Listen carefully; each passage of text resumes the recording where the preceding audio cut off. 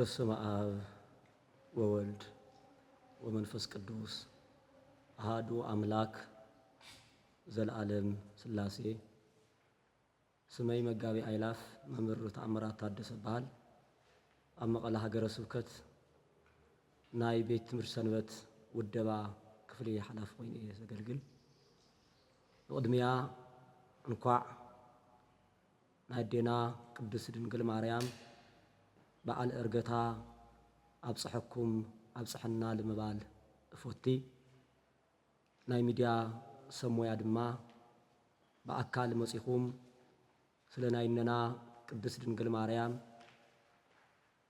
ብሚድያኹም ንኣመንቲ ኦርቶዶክስ ተዋህዶ ክትመሓላልፉ ዝዓለት እዚኣ ዛሰዓት እዚኣ እግዚአብሔር ፈቂድልኩም እግዚአብሔር ፈቂዱልና ኣብዚኣ ልሰብሰበና ኣብዚኣ ልፀውዐና ናይ ቦታትን ኣምላኽ እግዚአብሔር ዝተኸበረን ዝተመስገነን ይኹን ብምቕጻል ካብ ዕለት 16 እስካብ ዕለት 17 ኣብ ደብረ ገነት ቅድስ ኪዳነ ምሕረት መድኃኔ ዓለም ኣብያተ ክርስቲያናት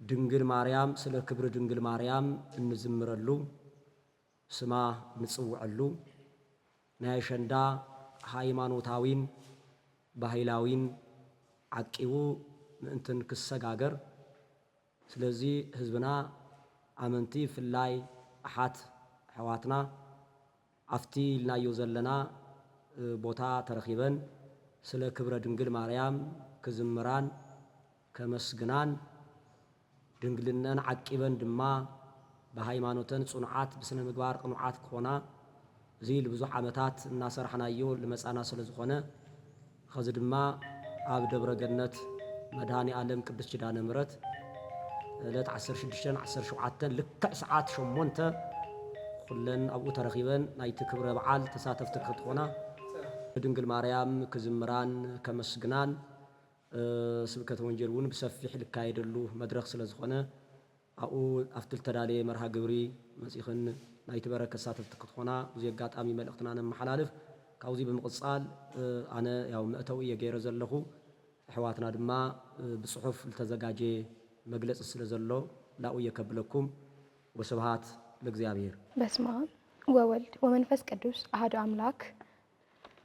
አሸንዳ ንኽብሪ ድንግል ማርያም ብዝብል ቴማ ኣብ ከተማ መቐለ ንተኸታታሊ 2 መዓልታት ነዝሳለጥ አሸንዳ ንኽብሪ ድንግል ማርያም ኣመልኪቱ ካብ መሰናዳቲ አሸንዳ ንማርያም ኮሚቴ ዝተዋሃበ መግለጺ ፈለማ ንኹለኹም ኦርቶዶክሳውያን ተዋህዶ ኣመንቲ እንኳዕ ንበዓል ፍልሰታ ድንግል ማርያም ኣብፅሐኩም ኣብፅሐና። ከምቲ ዝፍለጥ በዓል አሸንዳ ድሕሪ ጾም ፍልሰታ እነኽብሮ ብባህላዊ መጋየፅታት ዝወቀበ ሃይማኖታዊ ትሕዝቶ ዘለዎ በዓልና እዩ።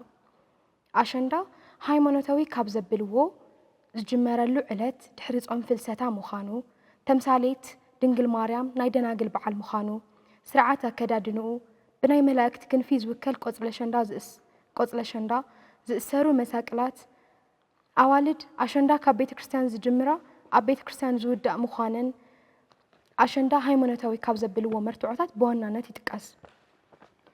ድሕሪ ጾም ነቢያት በዓል ልደት፣ ድሕሪ ዓብይ ጾም በዓል ትንሳኤ፣ ድሕሪ ጾም ፍልሰታ በዓል ዕርገታ ወይም አሸንዳ ክነኽብር ሃይማኖታዊ ሓላፍነትና ብምዃኑ እዚ አሸንዳ ንማርያም መርሃ ግብሪ ክነዳሉ ኽኢልና ኢና። አሸንዳ ሃይማኖታዊ ምዃኑ ዘመላኽቱ ነገራት እንታይ እዮም? ኣዋልድ ዝኽደነው ጻዕዳ ክዳን ርግብ ጻዕዳ ትመስል እንግዳ ኢሎም ሊቃውንቲ ብዝገልጽዋ መሰረት ናይ ቅድስት ኣዴና ድንግል ማርያም ንጽህናኣን ቅድስናኣን ክብራን ንምግላጽ ይውክል።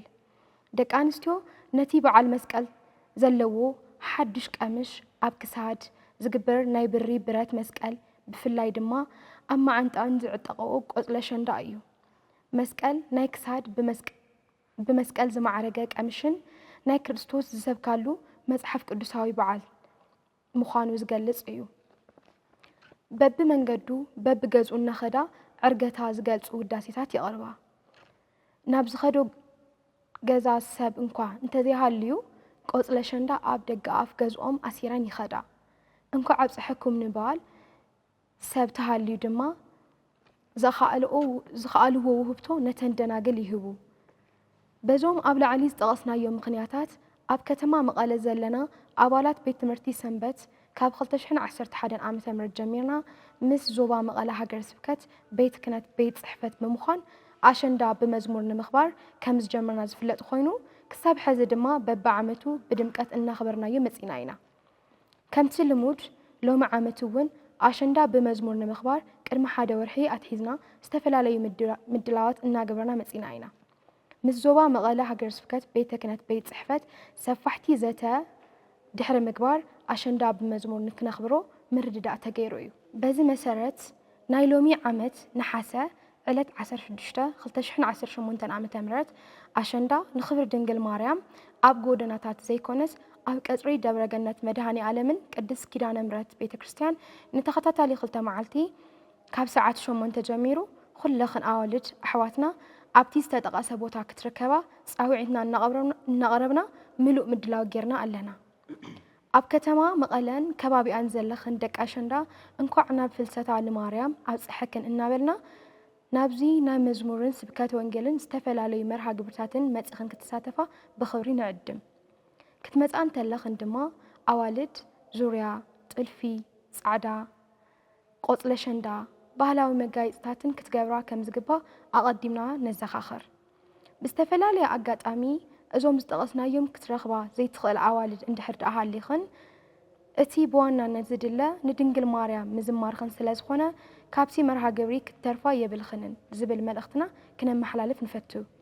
ከምቲ ልሙድ እዚ መርሃ ግብሪ ንኽሳለጥ ካብ ዞባ መቐለ ሃገረ ስብከት ቤት ክህነት ቤት ጽሕፈት ንዝተገበረልና ናይ ገንዘብ ድጋፍን ሞራልን ብሽም ኣሰናዳእቲ ኣሸንዳ ንኽብሪ ድንግል ማርያም ኮሚቴ ምስጋናና ነቐርብ። በዚ ኣጋጣሚ ንኹለኹም መንግስታዊን ዘይመንግስታዊን ከምኡውን መንፈሳውያን ሚድያታት እዚ ኣብ ደብረገነት መድሃኒ ዓለምን ቅድስት ኪዳነ ምሕረት ቤተ ክርስቲያንን ንተኸታታሊ 2 መዓልቲ ዝጸንሕ ኣሸንዳ ንኽብሪ ድንግል ማርያም ብኣካል ተረኺብኩም ሽፋን ሚድያ ክትገብሩልና ጻውዒትና ነቐርብ።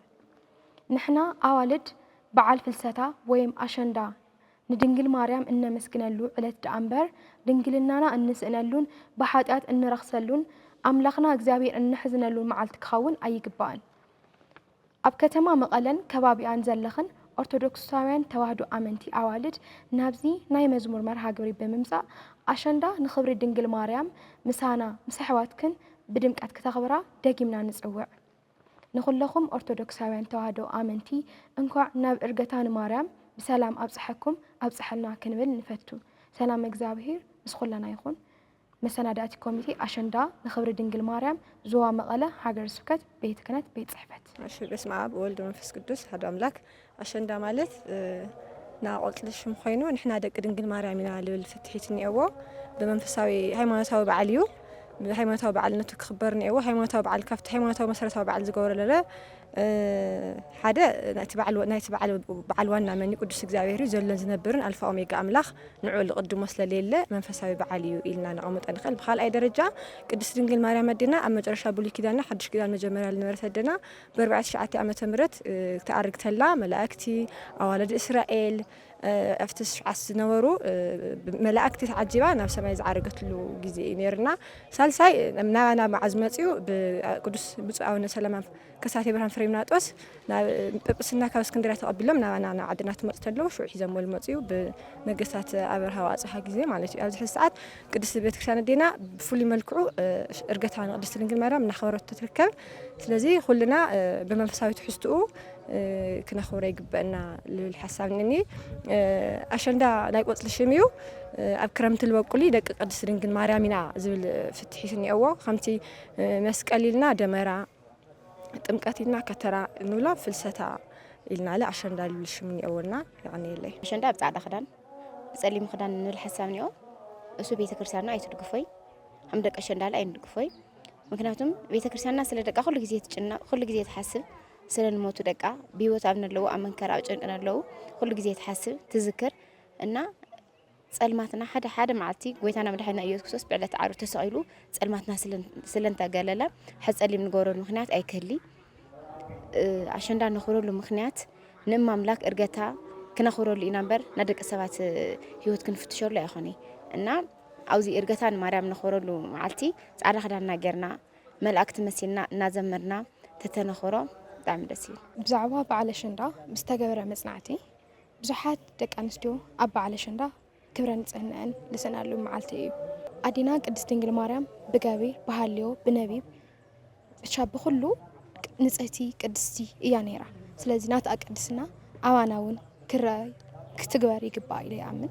እዚ በዓል ኣሸንዳ ጽድቂ እንትግበረሉ ጽድቂ እናሓፍሰሉ እምበር ናብ ሓጢኣት እንጎየሉ ክኸውን ኣይግባእ እዩ። ደቂ ኣንስትዮ ኣሕዋትና ካብ ናብ ደርፊ ናብ ኮንሰርት ናብ ካርኒቫል ካብ ምኻድ ናብ መዝሙራዊ መርሃ ግብሪ ብምምጻእ ጽድቂ ሓፊስኽን ክትኸዳ ይግባእ። ከምቲ ትውፊታዊ ኣመጻጽኡ ሃይማኖት መሰረት ኮይኑ ባህልና ዓቂብና ደቂ ኣሸንዳ ከምታ ቅድስት ንጽሕቲ ድንግል ማርያም ክብርና ሓሊና እነኽብረሉ በዓል ክኸውን ይግባእ።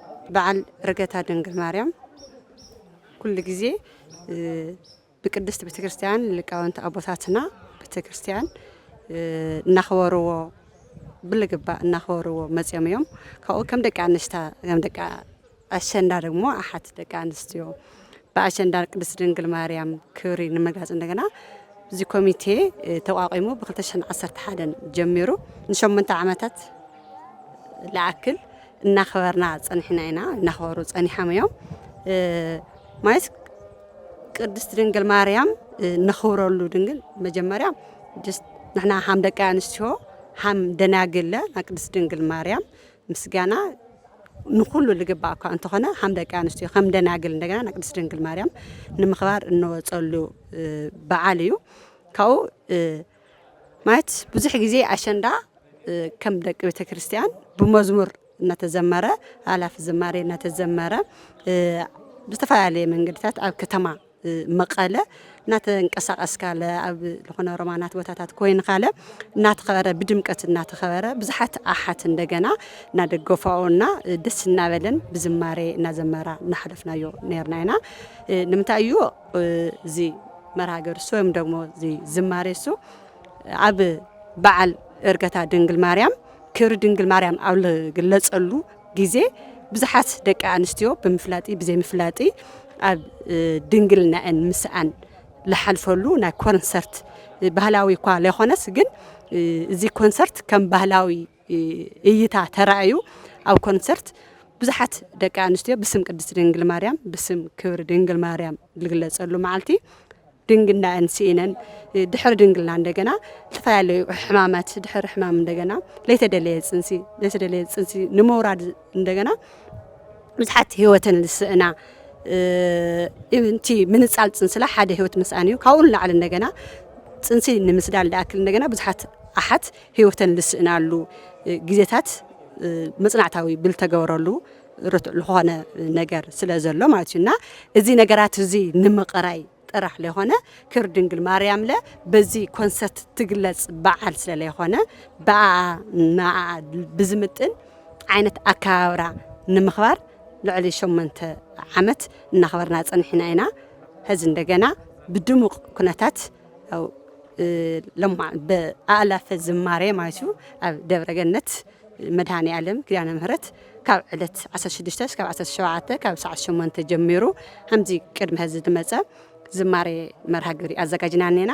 ኩልኽን ደቂ ኣሸንዳ ኩልኽን ኦርቶዶክሳዊ ተዋህዶ ለለኽን ኣሓት መጺኽን ኣብዚ መርሃ ግብሪ ናይ ቅድስት ድንግል ማርያም በረከት ረድኤት ንኽትሳተፋ ብስም እግዚኣብሔር ጽዋዕ ዕለት 16 በዓለ ፍልሰታ ኪዳነ ምህረት በዓለ ፍልሰታ እዩ ዝኸውን ዘሎ። ኣዴና ቅድስት ድንግል ማርያም ካብ መቃብር ተስያ ናብ ሰማይ ዝዓረገትሉ ናብ ሰማይ ዝደየበትሉ ብኽብሪ ብመላእክት ብምስጋና ብዕልልታ ብዝማሬ እንዳተዓጀበት ናብ ሰማይ ዝዓረገትሉ በዓል ክነኽብር ቀሪብና ኣለና ማለት እዩ።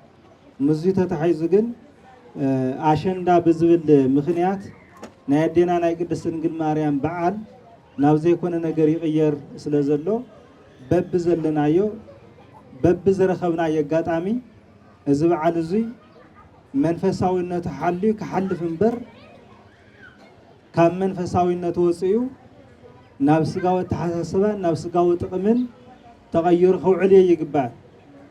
ዓዲ ክርስቲያን እንዳተባሃልና እሞ እቲ ጽኑዕ እምነት ከምቲ ዓንቶ እንዳተባሃለ ዝጸንሐ ኣብ መከራ ግዜ ይኹን ኣብ ተሓጓስ ግዜ ይኹን ብትዕግስቲ ብፅንዓት ዘሕልፈካን ዘስርሐካን ጽኑዕ ዝኾነ ሃይማኖት ክቡር ዝኾነ ሃይማኖት ሒዝና ክነብቅዕ ግን ስኺልና ንሕና ንቕልደሉ ክንኸውን ተለ ትኽክል ኣይመፅን እግዚኣብሔር እውን በዚዮ ይሕጎስን ማለት ከባቢና ሰላም ክርከብ እንተኮይኑ ከባቢና በረከት ክርከብ እንተኮይኑ እግዚኣብሔር ክሕልወና እንድሕር ኮይኑ ንሕና ክንኮነ ዝግበአና ድማ ክንከውን እዩ ዝግባእ ስለዚ በዓል ኣሸንዳ ምክንያት ብምግባር ናብ ቤተ ክርስቲያን ይምጻእ ኣብ ቤተ ክርስቲያን ይዝመር ኣብ ቤተ ክርስቲያን ይቅደስ ይቁረብ ይስገድ ቅድስት ድንግል ማርያም እቶም ናይ ቤተ ክርስቲያን ዝሓለፉ ሊቃውንት ብዝሰርዕዎ ስርዓት ብዘቐመጥዎ ስርዓተ ማህሌት ስርዓተ ቅዳሴ ክትክበር ይግባእ እምበር ብዳንስ ብጭፈራ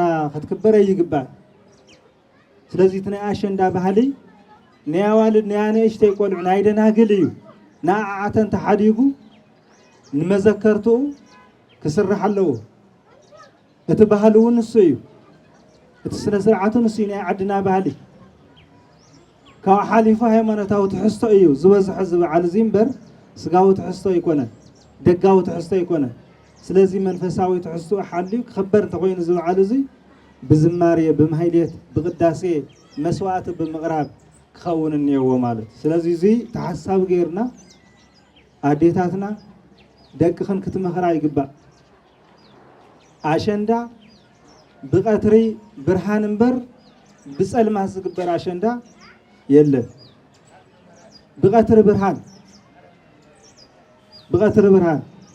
እቲ ለይቲ ንፍፅሞ ማህሌት ኣብ ቤተ ክርስቲያን መፂና ንፍፅሞ ስርዓት ንሱ ኩሉ ግዜ ለይተይ ይግድቦ ቀትረይ ይግድቦ ኩሉ ግዜ ንእግዚኣብሔር ምስጋና ንእግዚኣብሔር ኣምልኮ ንድንግል ማርያም ክብሪ ፀልማተይ ይኽልክለና ለይተይ ይኽልክለና ኣብ ከተማ ዝግበር ነገር ኣብ ደገ ዝግበር ነገር ግን ብናይ መዓልቲ ብርሃን ብናይ ቀትሪ ብርሃን ተጠቒምና ገገዛና ይኽናቱ ዝግባእ ስለዚ በኣሸንዳ ምክንያት ወጋሕቲ በለይቲ ዝጭፈር ጭፈራ ሆቴላት ከዘጋጅወን መዓት ነገር በየሜድኡ በየቦትኡ ክንደይ ነገር ይርአ እዚ ግን ንዓድና መቕሰፍትን መርገምን እምበር በረከት የምፅን እሞ ብምስዋዓት ክረአ እኒአዎ ንበዓልትና ተሓሊና ደቅና እውን ክንሕሉ ደቅና እውን ክንመክር ይግበአና ማለት እግዚአብሔር ኣምላኽና ምስተውዓል ይዓድለና